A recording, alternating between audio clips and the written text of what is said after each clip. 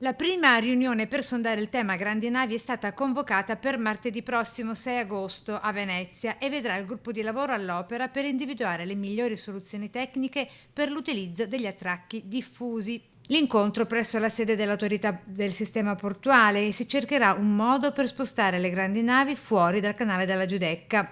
Per il comitato No Grandi Navi, da scartare da subito l'idea di deviare i colossi del mare su Porto Marghera. Se poi pensiamo di usare il canale dei Petroli per la navigazione crocieristica, questo sicuramente in tempi più o meno brevi comporterà il raddoppio della sezione del canale e quindi sicuramente un intervento non positivo. Il perché è presto spiegato e da ricercarsi nello scavo del fondo della laguna utilizzato per ricavarne l'attuale canale dei Petroli, appunto. Io credo che comporti sicuramente problemi seri per il regime della laguna e per il suo assetto morfologico. Penso che di canali in laguna se ne siano già scavati troppi e anche malamente. Un esempio per tutti, il famigerato canale dei Petroli.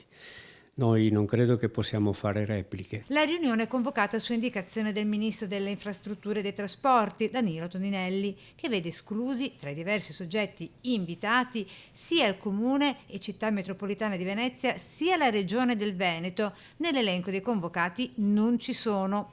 Tra dimenticanza e certamente dispetto, il messaggio da Roma è chiaro. Lo sfogo di Brugnaro alle audizioni della Commissione Trasporti della Camera e proprio su questo tema non è stato certo gradito.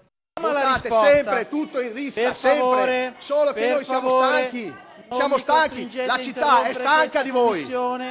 Questi personaggi anche autorevoli che si azzuffano intorno all'approdo di qua piuttosto che di là, perdono di vista un fatto fondamentale che sarà cruciale per il destino della laguna, legato all'innalzamento, direi quasi certo ormai, del livello medio del mare. Si parla come minimo di una cinquantina di centimetri nell'arco di questo secolo. Di fatto bisognerà scegliere fra salvaguardare dagli allagamenti i centri storici della laguna o favorire la navigazione.